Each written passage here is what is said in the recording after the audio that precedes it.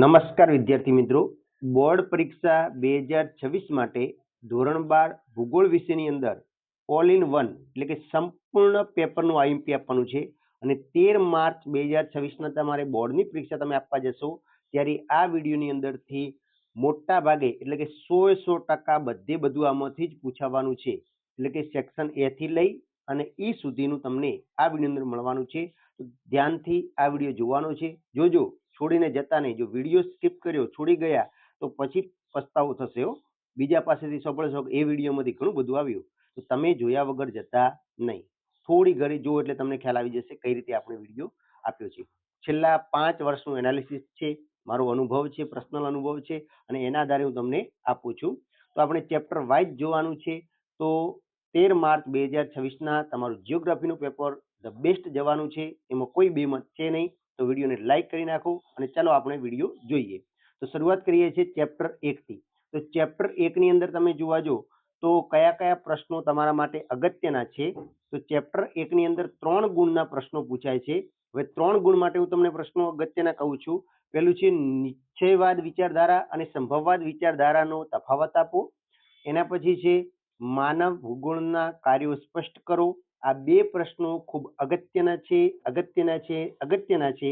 એના સિવાય તમે જોવા જો તો તમે આ નિશ્ચયવાદ વિચારધારા ચર્ચો, સંભવવાદ વિચારધારા ચર્ચો, એ પણ તમે તફાવત કરશો એટલે તમને આવડી જશે. અને માનવ કલ્યાણલક્ષી અભિગમ સમજાવો. તો આટલા 4 પ્રશ્નો 3 ગુણ માટે ચેપ્ટર 1 માંથી ખાસ તૈયાર કરવાના છે. એકવાર વાંચી લેવાના છે. પણ આ વખતે આ જે પ્રશ્ન છે ને, એક પ્રશ્ન આ અને આ બે માંથી એક પ્રશ્ન 100% તમારે પૂછાશે. હવે ચેપ્ટર 1 ના હેતુલક્ષી પ્રશ્નોની વાત કરીએ. હેતુલક્ષી પ્રશ્નો સીધા જવાબ સાથે તમને આપવાના છે, એટલે વિડીયો જોશો તો તમારો ટાઈમ પણ નહીં બગડે. પણ બાકીના જે મોટા પ્રશ્નો 3 ગુણ ને 4-5 ગુણના કહું ને, એ તમારે ચોપડીમાંથી ગ્રેડમાંથી તૈયાર કરી દેવાના છે. હવે હેતુલક્ષી પ્રશ્નો ચેપ્ટર 1 ની વાત કરીએ તો પેલો છે સંશોધન યુગનો સમયગાળો જણાવો. આવો પ્રશ્ન વારંવાર પૂછાય છે. તો સંશોધન યુગ માટે યાદ રાખવાનું છે 15મી સદીના ઉત્તરાર્ધથી 18મી સદી સુધીનો સમયગાળાને સંશોધન યુગ કહે છે. પછી સંભવવાદ શબ્દનો સર્વપ્રથમ ઉપયોગ કોણે કર્યો હતો? લુસિયન ફાવરે. કોણે કર્યો હતો? લુસિયન ફાવરે સંભવવાદ શબ્દનો સૌપ્રથમ ઉપયોગ કર્યો હતો. જીઓગ્રાફી જર્નાલિસ્ટ પુસ્તકના લેખક કોણ છે? તો બર્નાર્ડ વેરેનિયસ. કોણ છે? બર્નાર્ડ વેરેનિયસ. અને બર્નાર્ડ વેરેનિયસે ભૂગોળના કયા બે ભાગ બનાવ્યા છે? તો સામાન્ય ભૂગોળ અને વિશિષ્ટ ભૂગોળ, આવા બે ભાગ પણ એમણે પાડેલા છે. પછી માનવ ભૂગોળની વ્યાખ્યા. હવે ઘણી વખત પૂછેલો પ્રશ્ન છે કે જીન બ્રુન્સે આપેલી માનવ ભૂગોળની વ્યાખ્યા જણાવો. સોરી. તો માનવ ભૂગોળ એવા બધા જ તત્વોનો અભ્યાસ કરે છે કે જે માનવીની ક્રિયા પ્રતિક્રિયા દ્વારા પ્રભાવિત થાય છે. જો માનવ ભૂગોળ શું કરે છે? તો પૃથ્વી ઉપર આવેલા એવા બધા જ તત્વોનો અભ્યાસ કરે છે જેનાથી માનવીની એવા તત્વો કે જેનો અભ્યાસ કરે છે જે માનવીની ક્રિયા પ્રતિક્રિયાથી પ્રભાવિત થાય છે. આ વ્યાખ્યા કોણે આપી છે? જીન બ્રુન્સે. જીન બ્રુન્સ કયા દેશનો રહેવાસી હતો? તો ફ્રાન્સનો. એ પણ પૂછાય છે. પછી બિન સાંપ્રદાયિક દેશો કયા કયા છે? તો યુએસએ અને ભારત એ બિન સાંપ્રદાયિક દેશો છે. પછી વૈશ્વિક સમસ્યાઓ કઈ કઈ છે? તો ગરીબી, ભૂખમરો, દુષ્કાળ, યુદ્ધો, રંગભેદ, જાતિભેદ, વર્ગ વિગ્રહ, પ્રદૂષણ વગેરે વૈશ્વિક આતંકવાદ વગેરે વૈશ્વિક સમસ્યાઓ છે. પછી નવ નિયતિવાદની વિચારધારા તો ગ્રિફિથ ટેલરે આપેલી છે. માનવ ભૂગોળના કેન્દ્ર સ્થાને તો કે માનવ હોય છે. ઇતિહાસ પર ભૂમિનો પ્રભાવને મહત્વ આપનાર કોણ હતા? તો બકલ અને એરિસ્ટોટલ. યાદ રાખજો, વિકલ્પમાં પૂછાય છે. પછી નિયતિવાદ વિચારધારાના પ્રખર સમર્થક તો કુમારી એલન સેમ્પલ. એના સિવાય એલ્સવર્થ હન્ટિંગ્ટન આવશે. પછી પ્રાકૃતિક તત્વો કયા કયા છે? નદીઓ, મેદાનો, જંગલો વગેરે. પછી માનવ ભૂગોળનો એક વિશેષ શાખા તરીકે ઉદ્ભવ કઈ સદીમાં થયો? તો 19મી સદીમાં થયો. તો આટલું તમારે ચેપ્ટર 1 માંથી તૈયાર કરવાનું હતું. હવે આપણે ચેપ્ટર 2 ની વાત કરીએ. તો ચેપ્ટર 2 ની અંદર 5 ગુણના પ્રશ્નો સેક્શન એ ની અંદર પૂછાય છે. જેમાં પહેલો પ્રશ્ન છે ભારતમાં વસ્તી વિતરણની પ્રાદેશિક ભિન્નતા વર્ણવો. ભારતમાં વસ્તી વિતરણની પ્રાદેશિક ભિન્નતા વર્ણવો. આ પ્રશ્ન વાંચીને જજો, આવી શકે છે. વાંચીને જજો, તૈયાર કરીને જજો. એકદમ ઈઝી છે, બરાબર. આ પ્રશ્ન તમે વાંચીને જજો, કારણ કે હવે નવા ટ્રેન્ડ પ્રમાણે આવો પ્રશ્ન પૂછી શકે છે. બીજું છે વસ્તી ગીતતા પર અસર કરતા ભૌગોલિક પરિબળોની ચર્ચા કરો. તો ભૌગોલિક પરિબળો 4 છે. એના કી પોઈન્ટ યાદ રાખો: અક્ષાંશ, ભૂપૃષ્ઠ, આબોહવા અને જમીન. હવે અક્ષાંશ એટલે શું? તો આપણને ખબર છે કે પૃથ્વી ઉપર જેમ જેમ આપણે ઊંચા અક્ષાંશ ઉપર જઈએ છીએ તેમ તેમ માનવ વસ્તી ઓછી થતી જાય છે. નીચા અક્ષાંશ ઉપર પણ ઓછી છે, વધારે ગરમી પડે છે. જ્યારે મધ્ય અક્ષાંશ ઉપર વધારે માનવ વસ્તી જોવા મળે છે. એવી રીતે ભૂપૃષ્ઠની વાત કરીએ તો ભૂપૃષ્ઠ પણ માનવ વસ્તી ઉપર અસર કરે છે.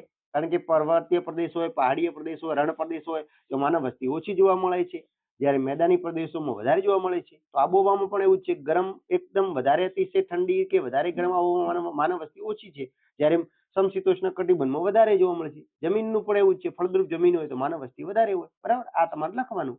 પછી વસ્તી ગીતતા પર અસર કરતા આર્થિક પરિબળોની ચર્ચા કરો તો એના આર્થિક પરિબળો કયા કયા છે? ખનિજ સંપત્તિ, વનસ્પતિ, પાણી પુરવઠો અને તેની પ્રાપ્તિ, સિંચાઈની સગવડ અને પરિવહન. આ એના કી પોઈન્ટ તમારે યાદ રાખવાનું છે, તમે આસાનથી લખી શકશો. તો વિદ્યાર્થી મિત્રો, ચેપ્ટર 2 ની અંદરથી 5 ગુણના પ્રશ્નો મેં તમને 3 આપ્યા છે. આ 3 પ્રશ્નો તમારે ખાસ તૈયાર કરીને જવાનું છે. 3 માંથી એક પ્રશ્ન હશે ને હશે. એના પછી સેક્શન 2 ગુણના પ્રશ્નો જોઈએ તો કે જવાબ સાથે જોવાના છે, એટલે ચિંતા નહીં કરવાની. કે વસ્તીના માળખામાં કઈ કઈ બાબતોનો સમાવેશ થાય છે? તો વસ્તીના માળખાની અંદર સ્ત્રી પુરુષ પ્રમાણ, ગ્રામીણ વસ્તી, શહેરી વસ્તી, સાક્ષરતા, વય જૂથનું માળખું, વસ્તીનું વંશીય માળખું, ભાષાકીય માળખું, ધાર્મિક માળખું અને વસ્તી વધારો. આનો સમાવેશ વસ્તીના માળખામાં થાય છે. પછી ભારતના ભાષાકીય માળખાનો ખ્યાલ આપો. તો આના આપણે કી પણ જોઈએ તો ભારતમાં હિન્દી સૌથી વધુ બોલાતી ભાષા છે, બીજા ક્રમે બંગાળી આવે છે, અંગ્રેજી ઉપરાંત 22 ભાષાઓ રાજ્યમાન્ય ભાષાઓ છે, ગુજરાતી ભાષા દેશમાં 7મું સ્થાન ધરાવે છે, ભાષાનો રાષ્ટ્ર અને રાષ્ટ્રીયતા સાથે ગાઢ અને ભાવાત્મક સંબંધ છે. ભાષાનો રાષ્ટ્ર અને રાષ્ટ્રીયતા સાથે કેવો સંબંધ છે? તો ગાઢ અને ભાવાત્મક સંબંધ છે. આ નક્કી પણ યાદ રાખો. એના પછી માનવ વિકાસ માપનના માટેના નિર્દેશકો કયા છે? 3 નિર્દેશકો છે. અપેક્ષિત આયુષ્ય સૂચકાંક, શિક્ષણ સૂચકાંક અને આવક સૂચકાંક. આ માનવ વિકાસ માપન માટેના 3 નિર્દેશકો પણ યાદ રાખજો. એના પછી ચોથો પ્રશ્ન છે, કારણ આપો. સપાટ મેદાની પ્રદેશોમાં વસ્તી ગીતતા વધારે હોય છે, તો આ કારણ સમજાવવાનું છે. કેમ વધારે હોય છે? સપાટ જમીન ફળદ્રુપ હોય, વધારે રોડ હોય, રસ્તાઓ હોય, માનવ વસ્તી માટે અનુકૂળતા, એવું બધું લખવાનું. અને કારણ આપો, ઊંચા પર્વતો અને ઊંચાઈ આવેલા પ્રદેશોમાં લોકો ઓછી સંખ્યામાં જોવા, કારણ કે તે હાડમની વાળું જીવન હોય છે ને, એવું બધું લખવાનું, બરાબર. હવે આના ચેપ્ટર ના હેતુલક્ષી પ્રશ્નો જોઈએ બીજાના. તો કે યહૂદીઓએ પશ્ચિમ એશિયામાં રણમો વિસ્તારમાં કયો નવો દેશ વસાવ્યો હતો? તો ઇઝરાયલ વસાવ્યો હતો. કયો વસાવ્યો હતો? ઇઝરાયલ. પછી માનવ વિકાસ અહેવાલના પરામર્શક ભારતીય મૂળના અર્થશાસ્ત્રી કોણ હતા? તો અમર્ત્ય સેન. કોણ હતા? અમર્ત્ય સેન. ભારતની સરેરાશ વસ્તી ગીતતા 382. સાક્ષરતામાં પ્રથમ ક્રમે કેરળ અને છેલ્લા ક્રમે બિહાર આવે છે. આવું ગમે તે પૂછી શકે છે. પછી શહેરી વસ્તીમાં ગોવા સૌથી વધારે શહેરી વસ્તી ધરાવતો, તો કે ગોવા આવશે. પછી ભારતનું જાતિ પ્રમાણ 940, ગુજરાતનું 919, વિશ્વનું 986. પછી ભારતમાં સૌથી ઓછી વસ્તી ગીતતા ધરાવતો પ્રદેશ તો અરુણાચલ પ્રદેશ આવશે. કયો આવશે? અરુણાચલ પ્રદેશ, માત્ર 17. અને સૌથી વધારે વસ્તી ગીતતા ધરાવતો પ્રદેશ આવશે દિલ્હી, બરાબર. એના પછી ભારતમાં કયા કયા ધર્મની જન્મદાત્રી છે? તો હિન્દુ, બુદ્ધ, જૈન અને શીખ. હવે આપણે ચેપ્ટર 3 ની વાત કરીએ તો ચેપ્ટર 3 ની અંદર 3 ગુણના પ્રશ્નો પૂછાય છે. તો 3 ગુણના પ્રશ્નોમાં પહેલો જ પ્રશ્ન છે, ખેતી આધારિત આનુષંગિક પ્રવૃત્તિઓ જણાવો. મોસ્ટ આઈએમપી છે, ખેતી આધારિત આનુષંગિક પ્રવૃત્તિઓ જણાવો. અને કી પણ જોઈએ તો કે પશુપાલન, દૂધ અને દૂધની બનાવટો, મરઘા બતક ઉછેર, એમાંથી મોસ મેળવવું, ઈંડા મેળવવા, ફૂલોની ખેતી, એમાંથી સુગંધિત દ્રવ્યો મેળવવા, ઔષધીય પાકો, એમાં ઔષધિઓ મેળવવી, મધમાખીનો ઉછેર કરવો, તેલબિયાનું પિલાણ કરી ખાદ્ય તેલ તૈયાર કરવું, રેશમના કીડા, ખેતરની ખેતી ઉપર ઉછેર. આ બધા એના કી પોઈન્ટ યાદ રાખજો, સરળતાથી તમે લખી શકશો. પછી અસ્થાયી પશુપાલન અને વ્યાપારિક પશુપાલન વચ્ચેનો તફાવત આપવાનો છે. અને ઉદ્યોગોનું વર્ગીકરણ આપી ગૃહ ઉદ્યોગની સમજ આપો, બરાબર. તો આ 3 પ્રશ્નો 3 ગુણ માટે ચેપ્ટર 3 માંથી તૈયાર કરજો. હવે 2 ગુણના પ્રશ્નો જોઈએ જવાબ સાથે. તો દ્વિતીયક પ્રવૃત્તિના લક્ષણો જણાવો. તો કે કાચા માલમાંથી રૂપાંતરિત ચીજો બનાવવી, પ્રાથમિક ક્ષેત્રના ઉત્પાદનનો ઉપયોગ કરવો અને પ્રાથમિક સંસાધનનું મૂલ્ય વધી જાય. 3 પોઈન્ટ તમે લખો એટલે તમારું કામ પૂરું થઈ જશે. એના પછી ગૃહ ઉદ્યોગ એટલે શું? તેમાં કઈ કઈ ચીજો તૈયાર થાય છે, બરાબર. પછી ખનન એટલે શું? તેના પ્રકારો જણાવો. તો ખનન એટલે પૃથ્વીમાંથી ખનિજો મેળવવા માટે જમીન પરથી માટી કે રેતી દૂર કરવી, ખોદકામ કરવું, સુરંગ ખોદવી, પથ્થર તોડવા વગેરેને ખનન કહેવામાં આવે છે. ખનનના 2 પ્રકાર છે, ધરાતલ ખનન અને ભૂમિગત ખનન. પછી ખનિજની વ્યાખ્યા આપી, ખનિજના પ્રકાર લખો. તો નિશ્ચિત અણુરચના, રાસાયણિક બંધારણ અને સમાન ગુણધર્મ ધરાવતા ઘન પ્રવાહી વાયુમય પદાર્થને ખનિજ કહેવાય છે. ધાતુમય ખનિજ અને અધાતુમય ખનિજ. હવે હેતુલક્ષી પ્રશ્નો સેક્શન એ અને બી ના તૈયાર કરીએ. તો તૃતીયક પ્રવૃત્તિ કોને કહેવાય? તો કિંમત ચૂકવીને પ્રાપ્ત કરી શકાય તેવી સેવાઓને તૃતીયક પ્રવૃત્તિ કહેવાય છે. આર્થિક પ્રવૃત્તિની વ્યાખ્યા આપો. તો કે જે પ્રવૃત્તિથી માનવીને આવક પ્રાપ્ત થાય છે તેને આર્થિક પ્રવૃત્તિ કહેવાય છે. ધાત્વિક ખનિજો કયા કયા છે? લોખંડ, તાંબુ, સીસુ, જસત, સોનું, બરાબર. પછી ઔદ્યોગિક ક્રાંતિની શરૂઆત કયા ખંડમાં થઈ હતી? તો કે યુરોપ ખંડમાં થઈ હતી. રેનડિયર કયા પ્રદેશનું ઉપયોગી પ્રાણી છે? તો ટ્રુન્ડ પ્રદેશનું ઉપયોગી પ્રાણી છે. પાલિયાન લોકો ક્યાં વસવાટ કરે છે? દક્ષિણ ભારતમાં. ખાસ યાદ રાખજો, પાલિયાન દક્ષિણ ભારતમાં, પિગ્મી આફ્રિકામાં, સેમંગ મલેશિયા, એસ્મિકો Canada, black fellows Australia, red Indians અમેરિકામાં વસવાટ કરે છે. પછી માહિતી ક્રાંતિની શરૂઆત કઈ સદીમાં થઈ હતી? તો 20મી સદીમાં થઈ હતી. તમાકુનો પાક કોણ લાયા હતા? તો પોર્ટુગીઝો લાયા હતા. અને મકાઈનો ઉદ્ભવ તો મધ્ય અમેરિકામાં થયેલો જોવા મળે છે. બરાબર, મધ્ય અમેરિકામાંથી ભારતમાં મકાઈ આવી અને તમાકુ માટે પોર્ટુગીઝો. એના પછી ચેપ્ટર 4 ની વાત કરીએ. 3 ગુણના પ્રશ્નો છે. તો 3 ગુણની અંદર જોવા જઈએ તો પહેલો છે વિજ્ઞાન ટેકનોલોજીના પાર્ક કોને કહેવાય છે? તે ક્યાં આવેલા છે? મોસ્ટ આઈએમપી છે, ખાસ તે કરી દેજો. પછી ઉચ્ચ સ્તરીય સેવાઓ જણાવો અને ઇન્ફોર્મેશન ટેકનોલોજી સમજાવો. એના પછી 2 ગુણના પ્રશ્નો છે. તો કે ચતુર્થક પ્રવૃત્તિનો અર્થ આપો, તૃતીયક પ્રવૃત્તિ ઉદાહરણ આપી સમજાવો, વાણિજ્ય સેવામાં કઈ કઈ સેવાઓનો સમાવેશ થાય છે અને સિલિકોન વેલી કોને કહે છે તે કયા શહેરમાં આવેલી છે? ચારે 4 પ્રશ્નો અગત્યના છે. 4 માંથી પૂછાશે. 2 પ્રશ્નો પૂછાવાના છે, એટલે તૈયાર કરી જ દેજો વિદ્યાર્થી મિત્રો. એના પછી હેતુલક્ષી પ્રશ્નો આ ચેપ્ટરની વાત કરીએ તો સંદેશાવ્યવહારને સરળ બનાવનાર કોણ? તો કે ઇન્ટરનેટ સંદેશાવ્યવહારને સરળ બનાવે છે. પછી ઇન્ટરનેટના આંતરરાષ્ટ્રીય વ્યવહારનું ઉદ્ગમ કેન્દ્ર કયું છે? તો યુએસએ આવશે. પછી મનોરંજન સેવાઓ તો દૂરદર્શન, રેડિયો, ફિલ્મ અને સાહિત્ય મનોરંજન સેવાઓ છે. ઇન્ફોર્મેશન ટેકનોલોજીના ઉપયોગથી કયા ક્ષેત્રોનો વિકાસ થયો છે? તો જીનેટિકલ એન્જિનિયરિંગના ક્ષેત્રોનો વિકાસ થયો છે. માનસિક તાણ દૂર કરવા માટે મનોરંજન જરૂરી છે. ચેપ્ટર 5 ની વાત કરીએ, ખૂબ અગત્યનું ચેપ્ટર છે. તો કે એના 5 ગુણના પ્રશ્નો પૂછે છે. તેમાં પહેલો પ્રશ્ન છે ભારતના મુખ્ય આંતરિક જળમાર્ગોની માહિતી આપો. મોસ્ટ આઈએમપી છે, વારંવાર પૂછાતો પ્રશ્ન છે. તો એના કી પોઈન્ટ જોઈએ તો રાષ્ટ્રીય જળમાર્ગ નંબર 1, 2, 3, 4 અને 5 જળમાર્ગો છે. તો જેમાં જળમાર્ગ નંબર 1 ની વાત કરીએ તો ગંગા નદી ઉપર આવેલું છે, લંબાઈ 1620 કિમી છે, હલ્દિયાથી અલ્હાબાદ સુધી જાય છે. પછી રાષ્ટ્રીય જળમાર્ગ નંબર 2 છે, બ્રહ્મપુત્ર નદી ઉપર છે, એની લંબાઈ 891 કિમી છે અને ધુબરીથી નાદિયા સુધી જાય છે. રાષ્ટ્રીય જળમાર્ગ નંબર 3 ની વાત કરીએ તો એ કેરળમાં આવેલો છે, ઉદ્યોગ મંડળ નહેર અને ચંપાકાર કેનાલને જોડે છે. રાષ્ટ્રીય જળમાર્ગ નંબર 4 ની વાત કરીએ તો ગોદાવરી અને કૃષ્ણા નદી ઉપર આવેલો છે, એની લંબાઈ 1028 છે. રાષ્ટ્રીય જળમાર્ગ નંબર 5 ની વાત કરીએ તો બ્રાહ્મણી નદી ઉપર આવેલો છે, જે તાલેચર ધમારા નહેર અને સરબતિયા ધમારાને જોડે છે, જેની લંબાઈ 585 કિમી છે. આ સિવાયના બીજા પ્રશ્નો છે. તો વિશ્વના મહત્વના રેલ માર્ગો વિશે સવિસ્તર માહિતી આપો અને વિશ્વના મુખ્ય સડક માર્ગો વિશે જણાવો. તો સડક માર્ગો પણ ખાસ તૈયાર કરી દેજો, જ્યારે રેલ માર્ગો પણ પૂછી શકે છે. આ 3 પ્રશ્નો પૂછાય છે, આમાંથી 2 પ્રશ્નો આવવાના છે, એટલે વિદ્યાર્થી મિત્રો તૈયાર કરી જ દેજો તમે. બરાબર. એના પછી 3 ગુણના જોવા જઈએ તો સુએઝ નહેર વિશે ટૂંક નોંધ લખો, પરિવહન સંબંધી સમસ્યાના ઉપાય જણાવો, પાઇપલાઇનના લાભ જણાવો, સડક માર્ગોનું મહત્વ જણાવો. તો આ 4 પ્રશ્નો 3 ગુણ માટે ખૂબ અગત્યના છે ચેપ્ટર 5 માંથી. એના પછી હેતુલક્ષી પ્રશ્નોની વાત કરીએ તો વિશ્વમાં સૌપ્રથમ રેલવેની શરૂઆત તો 1825માં ઇંગ્લેન્ડના કયા 2 શહેરો? તો સ્ટોકટન અને ડાર્લિંગ્ટન શહેર વચ્ચે થઈ હતી. પછી વિશ્વમાં સૌથી મોટી સડક પ્રણાલી તો યુએસએ ધરાવે છે. ભારતના સમ્રાટ અશોક અને ચંદ્રગુપ્ત મૌર્યને માર્ગના નિર્માતા તરીકે જાણીતા છે. પછી ભારતમાં રેલવેની શરૂઆત ક્યારે થઈ? તો 16 એપ્રિલ 1853 મુંબઈ અને થાણા વચ્ચે થઈ. ભારતીય રેલવે સૌથી મોટું રાષ્ટ્રીય સંસ્થાન છે, યાદ રાખજો. પછી ભારતમાં રેલવે સ્ટેશનની સંખ્યા 7133 છે. બરાબર. પછી સુએઝ નહેર કયા 2 બંદરને જોડે છે? પોર્ટ સાઇઝ અને સુએઝને જોડે છે. સુએઝ નહેરના બનાવનારા કયા એન્જિનિયર હતા? તો ફર્ડિનાન્ડ દે લેસેસ હતા. જળપાસ પ્રણાલી કોણ ધરાવે છે? તો પનામા નહેર ધરાવે છે. પછી વિશ્વમાં ગીચ રેલમાર્ગ કયા ધરાવતો દેશ કયો છે? તો બેલ્જિયમ છે. અને પાઇપલાઇન તો સૌથી લાંબી પાઇપલાઇન પૂછાય તો કોમેકોન, અને સૌથી પ્રસિદ્ધ પૂછાય તો બિગ ઇંચ એ યુએસમાં આવેલી છે. પછી સુવર્ણ ચતુર્ભુજ યોજના શું છે? તો ભારતના 4 મહાનગરો દિલ્હી, મુંબઈ, કોલકાતા અને ચેન્નઈને જોડતો જે રાષ્ટ્રીય ધોરીમાર્ગ બનાવ્યો છે એને સુવર્ણ ચતુર્ભુજ યોજના કહેવાય છે. એના પછી ચેપ્ટર 6 ની વાત કરીએ તો ચેપ્ટર 6 ના 3 ગુણના પ્રશ્નો જોઈએ તો કમ્પ્યુટરના ઉપયોગો જણાવો. પછી સમાચાર પત્રો અને સામયિકો વિશે નોંધ લખો. આ મોસ્ટ આઈએમપી છે, આ વખતે ખાસ તૈયાર કરજો. પછી ભારતની અંતરિક્ષ ક્ષેત્રની સિદ્ધિઓ જણાવો. આકાશવાણી વિશે ટૂંક નોંધ લખો અને ઈમેલ વિશે ટૂંક નોંધ લખો. તો આ 5 પ્રશ્નો એક વખત વાંચી લેજો, 3 ગુણના આમાંથી પૂછાય છે. પછી 2 ગુણના પ્રશ્નો જોવા જઈએ તો સંચાર એટલે શું? પછી વ્યક્તિગત સંચાર તંત્રના સાધનો જણાવો. વર્તમાનમાં ઇન્ટરનેટનું મહત્વ ખૂબ જ છે, કારણ આપો.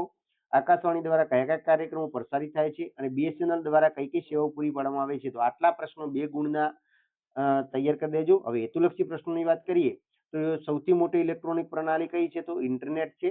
ભારતનું પ્રથમ ઉપગ્રહ આર્યભટ્ટ છે, ક્યારે પ્રસ્થાપિત કરવામાં આવ્યો હતો? તો 1975માં. કોની મદદથી? તો સોવિયત સંઘ રશિયાની મદદથી. ભારતમાં પ્રથમ ટેલિવિઝનનું પ્રસારણ ક્યારે થયું? 15 સપ્ટેમ્બર 1959. ક્યાં ખાતેથી? તો કે દિલ્હી ખાતેથી થયું.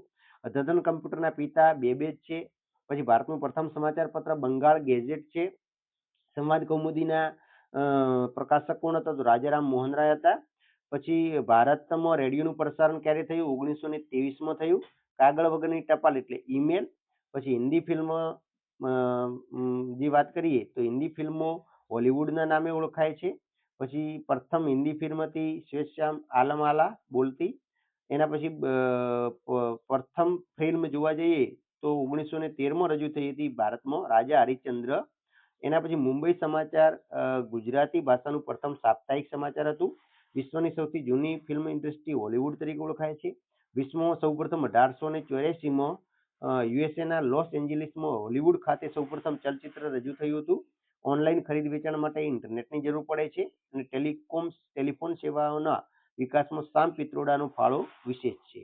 એના પછી ચેપ્ટર 7ની વાત કરીએ. 2 ગુણના પ્રશ્નો છે આમાંથી. તો ડોટરશીપ દ્વારા કઈ કામગીરી થાય છે?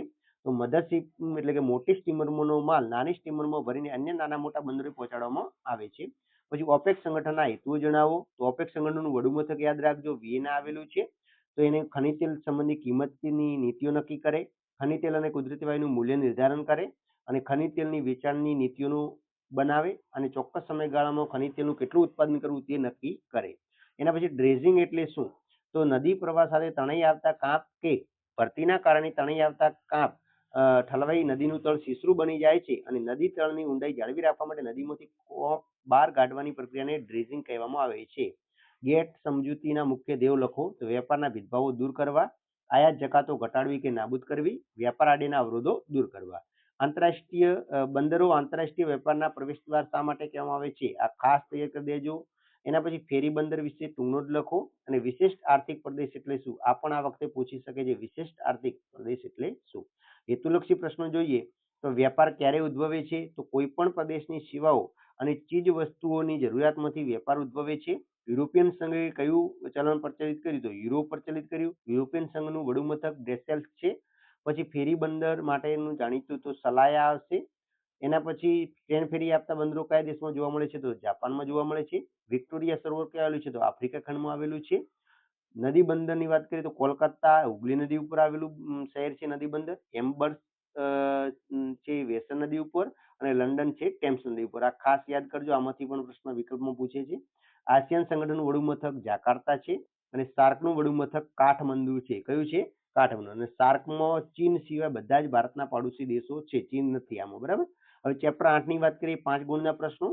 તો એક ગ્રામીણ વસાહત પર્યાવરણીય સ્થિતિ અને ભૌતિક સાંસ્કૃતિક અસરોને પ્રતિબિંબિત કરે છે, સમજાવો. આ પ્રશ્ન પણ પૂછાયો છે.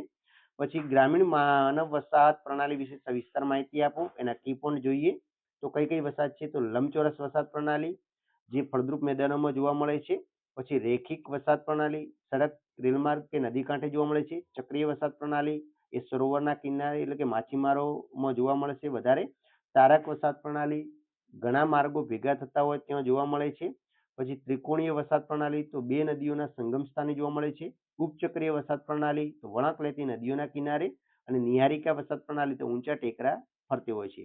પછી શહેરી વસાહતનું કાર્યકારિતાના આધારે વર્ગીકરણ કરો.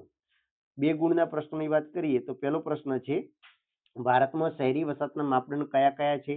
તો જનસંખ્યા 5000 કરતા વધારે હોવી જોઈએ, વસ્તી ગીતતા 400 થી વધારે હોવી જોઈએ અને કામ કરનાર લોકોમાં 75% વધુ પુરુષો બિન ખેતકીય આર્થિક પ્રવૃત્તિ સાથે સંકળાયેલા હોવા જોઈએ. પછી વહીવટીય કેન્દ્ર એટલે શું? તેના ઉદાહરણો આપો. ગ્રામીણ વસાહતના લક્ષણો જણાવો. આટલા પ્રશ્નો 2 ગુણના છે. હવે હેતુલક્ષી પ્રશ્નોની વાત કરીએ તો માનવ વસાહતની વ્યાખ્યા આપો. તો રહેઠાણનો વિશાળ સમૂહ એટલે વસાહત. આ વ્યાખ્યા કોણ આપી છે? ગ્રિફિથ ટેલરે આપી છે. પછી મહાનગરનો અર્થ સ્પષ્ટ કરો. તો 10 થી 50 લાખ સુધીની વસ્તી ધરાવતી વસાહતને મહાનગર કહેવામાં આવે છે. નવ આયોજિત વહીવટી નગરો કયા છે? તો ચંડીગઢ અને ગાંધીનગર છે બે. ભારતમાં સૌથી મોટી ઝૂંપડપટ્ટી તો ધારાવી છે જે મુંબઈમાં આવેલી છે. ગ્રામ્ય વસાહતની મુખ્ય પ્રવૃત્તિ કઈ છે? તો ખેતી છે. કેનેડાનું વિનિપેગ તો વ્યાપાર પ્રકારનું કેન્દ્ર છે. ગોવાની મંડોવી અને જુઆરી નદીઓના વચ્ચે ત્રિકોણીય વસાહત પ્રણાલી વિકાસ પામી છે. ચેપ્ટર 9 ની વાત કરીએ તો 5 ગુણના પ્રશ્નોમાંથી પૂછાય છે. જળ પ્રદૂષણ સમજાવી તેને નિવારવાના ઉપાયો સૂચવો. માનવ સંસાધન વિશે વિગતે જણાવો. અને સાગરીય સંસાધન સંબંધિત સમસ્યાઓ જણાવી તેનો ઉકેલ જણાવો. આ 3 પ્રશ્નો ખૂબ અગત્યના છે. 2 ગુણના પ્રશ્નોની વાત કરીએ તો સંસાધનોનું વર્ગીકરણ કરો, ભૂમિ સંસાધન સાથે જોડાયેલી સમસ્યાઓ જણાવો. આ વખતે મોસ્ટ આઈએમપી છે. જળ પ્રાપ્તિના સ્ત્રોત કયા કયા છે? વૃષ્ટિ જળ, પૃષ્ઠીય જળ, બરાબર, ભૂમિગત જળ, એ બધું લખવાનું. પછી પશુપાલકો વ્યાપારિક ધોરણે રોકાણ કરી વધુ આવક મેળવી શકતા નથી, શા માટે? વિધાન સમજાવવાનું છે. અને ભૂમિ પ્રદૂષણ એટલે શું, તેની અસરો જણાવો. તો આ એકદમ મૌલિકતા આધારિત પ્રશ્નો છે. એક વખત વાંચી લેજો એટલે પણ તમને યાદ રહી જશે. એના પછી હેતુલક્ષી પ્રશ્નોની વાત કરીએ તો નદી ઉપરના બંદોમાંથી ખાસ પૂછાય છે તો ભાખરા નાગલ તો સતલુજ નદી ઉપર, નાગાર્જુન સાગર કૃષ્ણ નદી ઉપર, હીરાકુંડ તો મા નદી ઉપર અને સરદાર સરોવર નર્મદા નદી ઉપર આવેલું છે. વિશ્વની સૌથી લાંબી નદી તો નાઇલ નદી છે, જે ઇજિપ્તમાં આવેલી છે, જેને ઇજિપ્તની જીવનદાત્રી પણ કહેવામાં આવે છે. પછી જમીન અને ભૂમિ વચ્ચેનો તફાવત જણાવો. તો કે ખેતીના ઉપયોગમાં આવતા ભૂમિ ભાગને જમીન કહે છે, જ્યારે ખેતી સિવાયના ઉપયોગ કરવામાં આવે ત્યારે તેને ભૂમિ કહેવામાં આવે છે. અયસ્ક એટલે શું? તો પૃથ્વીના આંતરિક ક્ષેત્રમાંથી ખનિજો શુદ્ધ સ્વરૂપે મળતા નથી, તેમાં અશુદ્ધિઓ ભરેલી હોય છે, તેથી તેને અયસ્ક કહે છે. અમૂલ ડેરી ક્યાં આવેલી છે? તો કે આણંદ ખાતે. ક્રાયોલાઇટ ધાતુ તો એકલ સંસાધનનું ઉત્તમ ઉદાહરણ છે, ગ્રીનલેન્ડ ટાપુ પર જોવા મળે છે. પછી ગાય એ ડેરી ઉદ્યોગનું મહત્વનું પશુ છે. અને સંસાધન ભૂગોળમાં કેન્દ્ર સ્થાને કોણ હોય છે? તો કે માનવી હોય છે. એના પછી ચેપ્ટર 10 ની વાત કરીએ, 5 ગુણના પ્રશ્નો. તો ગરીબીનો અર્થ સમજાવી તેને દૂર કરવાના ઉપાયો જણાવો. આ પ્રશ્ન વારંવાર પૂછાય છે. પછી ઘન કચરાની સમસ્યાને તેને દૂર કરવાના ઉપાયો જણાવો. આ પણ પ્રશ્ન 2 વખત પૂછી ગયો. અને પ્રદૂષણ એટલે શું? પ્રદૂષણના પ્રકાર જણાવો. આ એટલે 3 પ્રશ્નો આ અગત્યના છે. એના પછી 3 ગુણના પ્રશ્નો જોઈએ તો ધ્વનિ પ્રદૂષણની અસરો જણાવો, પ્રદૂષણ અટકાવવાના ઉપાયો જણાવો, જૈવિક કચરાનો નિકાલ પડકારજનક છે, વિધાન સમજાવો, અને ગંદા પાણીના નિકાલની સમસ્યા સમજાવો. એના પછી હેતુલક્ષી પ્રશ્નો જોઈએ તો પ્રદૂષણ એટલે શું? તો કે સજીવોના જીવન માટે જરૂરી ઘટકો પ્રદૂષિત થવાની ક્રિયાને પ્રદૂષણ કહે છે. તેજાબી વરસાદ માટે જવાબદાર સલ્ફર ડાયોક્સાઇડની ઊંચી માત્રા છે. પછી વિકાસશીલ દેશોની મુખ્ય સમસ્યા ગરીબી છે. દેશની વિકાસ યાત્રાને મંદ બનાવે છે તો કે ગરીબી. પછી ગુજરાતમાં ગરીબીનું પ્રમાણ 31.1% છે. ભારતમાં વિકાસ યોજનાઓ ઘડવાનું કાર્ય આયોજન પંચ કરે છે. સતત ઊંચા ઘોંઘાટના કારણે માનસિક તાણ અનુભવાય છે, એટલે કે ધ્વનિ પ્રદૂષણ. ચેપ્ટર 11 ની વાત કરીએ તો 3 ગુણનો પ્રશ્ન. એમાં તમારો દાખલો પૂછાશે, કો તો મધ્યક અથવા તો મધ્યક શોધવાનું પૂછાશે. આપેલી આંકડાકીય માહિતીના આધારે આ સૂત્ર સાથે તૈયારી કરી દેજો, આવડી જશે. આપણી ચેનલ ઉપર પણ આના વિડીયો અવેલેબલ છે. પછી 2 ગુણના પ્રશ્નો. તો સમષ્ટિનું ઉદાહરણ આપી સમજાવો. દ્વિપરિમાણીય આલેખ એટલે શું? અને બહુલક શોધવાનું પણ તમારે પૂછી શકે, એટલે કે આ બહુલક પણ તમે તૈયાર કરી દેજો દાખલો. હવે હેતુલક્ષી પ્રશ્નોની વાત કરીએ તો સર્વે ઓફ ઇન્ડિયા તો દહેરાદૂન ખાતે આવેલી છે. નાટમો સંસ્થા કોલકાતા આવેલી છે. તો હવે નાટમુનું પૂરું નામ પણ પૂછાય છે તો national atlas and thematical mapping organisation, યાદ રાખજો. પછી પ્રશ્નાવલીના ઉત્તર આપનારને શું કહેવાય છે? તો કે ઉત્તરદાતા કહેવાય છે. એક બહુલકીય માહિતી કોને કહેવાય છે? એક જ બહુલક હોય તેવી અંકાત્મક માહિતીને એક બહુલકીય માહિતી કહેવાય છે. પછી મધ્યક અને મધ્યસ્થનું સૂત્ર તમારે શોધવાનું સૂત્ર જણાવવાનું છે. ચેપ્ટર 12 ની વાત કરીએ તો 3 ગુણના પ્રશ્નોમાં અહીંયા નીચે આપેલ કૃષિ ઉત્પાદકોની આંકડાકીય માહિતીના આધારે વિભાજિત વર્તુળાલેખની રચના કરો. તો આ પણ ના આવડતું હોય તો આપણી ચેનલ ઉપર આનો વિડીયો અવેલેબલ છે. વિભાજિત વર્તુળાલેખ પાછળ વંટાજ એજ્યુકેશન લખીને સર્ચ કરશો તો મળી જશે. પ્રવાહ આલેખની લાક્ષણિકતાઓ જણાવો. આ 2 પ્રશ્નો 3 ગુણના ખૂબ અગત્યના છે, પણ આ પ્રશ્ન પૂછાય જ છે. પછી 2 ગુણના પ્રશ્નોમાં ટપકા પદ્ધતિમાં ટપકા મૂકતી વખતે કયા કયા મુદ્દા ધ્યાનમાં રાખવા પડે છે અને રંગછાયા પદ્ધતિની ખામીઓ જણાવો. એના પછી હેતુલક્ષી પ્રશ્નોની વાત કરીએ તો આલેખ એ આંકડાનું દૃશ્યમાન અને ચિત્રાત્મક સ્વરૂપ છે. પ્રવાહ આલેખ દિશા અંગેની માહિતી આપે છે. પરીક્ષામાં પૂછાય દિશા અંગેની માહિતી કોણ આપે છે? તો પ્રવાહ આલેખ આપે છે. આઇસોપ્લેટનું ઉત્તમ ઉદાહરણ શું છે? સમુચ્ચતા રેખાઓ છે. પછી રંગછાયા પદ્ધતિનો ઉપયોગ આંકડાકીય માહિતીની તીવ્રતા અને ગીચતા દર્શાવવા માટે થાય છે. રેખા આલેખ એક જ પરિણામ ધરાવતો આલેખ છે. પછી તાપમાનનું વિતરણ દર્શાવવા માટે સમમૂલ્ય રેખાઓ વપરાય છે, અથવા તો તાપમાન દર્શાવવા માટે રેખા આલેખ વપરાય છે. વર્તુળને કુલ કેટલા અંશના ખૂણે? 360 અંશના હોય છે ખૂણાઓ. પછી પાઈ ડાયાગ્રામમાં આંકડાનો સૌથી મોટા ખંડની શરૂઆત ઘડિયાળમાં દર્શાવેલ 12 આંકડાથી થાય છે. પછી તાપમાન, જન્મદર, મૃત્યુદર વગેરે દર્શાવવા માટે રેખા આલેખ વપરાય છે. ચેપ્ટર 13 ની વાત કરીએ તો આની અંદરથી પહેલું છે ગ્લોબલ પોઝિશનિંગ સિસ્ટમ વિશે સમજાવો. પછી જીપીએસ નો ઉપયોગ સમજાવો અને કમ્પ્યુટરની મદદથી સ્તંભ આલેખ કેવી રીતે તૈયાર કરવામાં આવે છે. આ 3 પ્રશ્નો ખૂબ અગત્યના છે. હવે આમાં જીપીએસ નું પૂરું નામ યાદ રાખજો, ગ્લોબલ પોઝિશનિંગ સિસ્ટમ થાય છે. હવે હેતુલક્ષી પ્રશ્નોની વાત કરીએ તો વેક્ટર અને રાષ્ટ્ર ડેટા એટલે શું? તો વેક્ટર ડેટા એટલે દિશા સાથે પરિણામ ધરાવતી માહિતીને વેક્ટર ડેટા કહેવામાં આવે છે. અને રાષ્ટ્ર ડેટા એટલે જેમાં સામાન્ય રીતે એવી તસવીરો કે જેમાં પિક્સલનો ઉપયોગ થયો હોય. કમ્પ્યુટર હાર્ડવેર એટલે શું? તો કમ્પ્યુટરના ભૌતિક સાધનો કે જેને આપણે સ્પર્શ કરી શકાય તથા જોઈ શકાય તેને કમ્પ્યુટર હાર્ડવેર કહેવાય છે. જીપીઆરએસ નું પૂરું નામ શું છે? જનરલ પેકેટ રેડિયો સર્વિસ થાય છે. પછી જીઆઈએસ સર્વપ્રથમ ઉપયોગ કરનાર રોજર ટોલ્મિન્સન હતા, 1968 માં કર્યો હતો. પછી જીપીએસ પ્રત્યેકની જીપીએસની કોણ વિકસે? તો અમેરિકાએ. અને કેટલા ઉપગ્રહ તરતા મોકલે છે? તો કે 24. હવે નકશા પૂર્તિ માટે આપણી ચેનલ ઉપર આ વિડીયો અવેલેબલ છે, તમે જઈને જોઈ શકો છો, બરાબર. એની લિંક આ વિડીયો નીચે ડિસ્ક્રિપ્શનમાં આપણે કમ્પ્લીટ 5 ગુણમાંથી પૂરેપૂરા તમારે આવી જશે. આઈ હોપ કે આ વિડીયો તમને પસંદ આવ્યો છે. ફરી મળીશું. જય હિન્દ, જય ભારત.